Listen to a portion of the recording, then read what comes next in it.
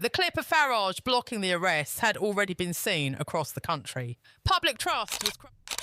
Nobody expected what happened next. A peaceful morning turned into a political storm, and Nigel Farage stood right at the center of it. But what exactly happened near Downing Street that left Keir Starmer silent and the nation in shock? Let's take a closer look at the full footage and decide for yourself. Nobody saw it coming. It was supposed to be a quiet morning outside Parliament. Just another day. But within minutes, it turned into something no one could ignore. Crowds started gathering, shouting slogans, waving signs, and the police were already getting ready to arrest some of the loudest voices.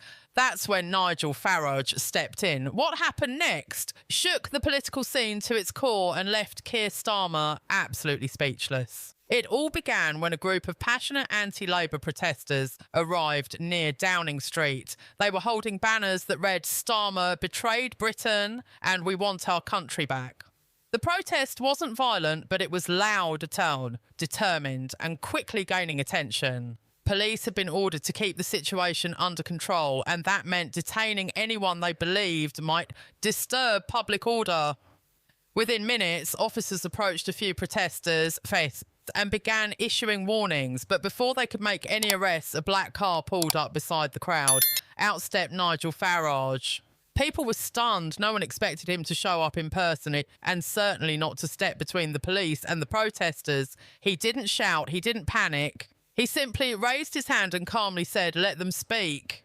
The officers hesitated, cameras started rolling, the crowd erupted in cheers. It was like a scene from a political thriller. Farage walked directly to the front of the protest, surrounded by flashing cameras and chanting supporters. He stood tall, facing the police, and made a clear public statement. "These people are British citizens. They have the right to protest peacefully. Any attempt to arrest them for speaking out is an attack on our democracy." By then, journalists had swarmed the area. Live streams went viral.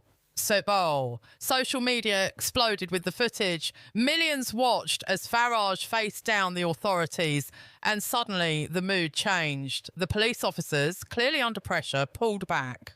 For a moment, everything stopped. No one spoke. It felt like the country held its breath. Then something even more shocking happened. A message from the Labour leadership leaked. It confirmed that Keir Starmer's office had asked for strong handling of protests that risk public confidence. In other words, they had pushed for arrests behind closed doors. The revelation hit like a lightning bolt. Farage looked directly into one of the cameras and said, "This is what the Labour Party has become, silencing criticism instead of listening to the people." Suddenly, the protest wasn't just about Labour anymore. It was about freedom of speech. People from all sides, even some traditional Labour voters, started speaking out online, demanding answers from Starmer. How could he justify cracking down on peaceful voices? Within hours, the Prime Minister's press team tried to do damage control. They claimed there was no intention to silence protest. But it was too late. The clip of Farage blocking the arrests had already been seen across the country. Public trust was crumbling fast. MPs began to split. Some Labour members distanced themselves from Starmer, saying they were deeply troubled by the move. Others tried to defend the party, but the damage had been done. In the following days, more protests sprang up, this time not just outside Parliament, but across the UK. People waved signs saying, "We will not be silenced," and "Stand up, speak out." Farage, meanwhile, gained a wave of support. Many who had never voted for Reform UK before now called him the only man brave enough to stand for freedom. His approval rating soared overnight. He gave interviews, stood by the protesters, and promised to fight any future attempts to silence dissent. Inside Number 10, Starmer was losing control. His advisors were in chaos. His MPs were divided and the public was furious. What began as a small protest had turned into a nationwide storm. And at the centre of it all was one unexpected moment when Farage stepped between the law and the people and refused to move. This wasn't just about politics. It had become personal, a moment that revealed how fragile the balance between power and the people truly is. One act of courage, one stand in the face of control, and the nation had changed.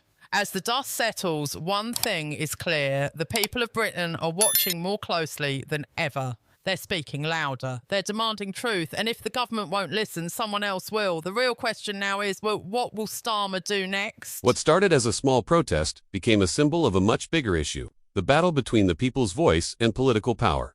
Whether you support Labour, reform, or none at all. One thing is clear.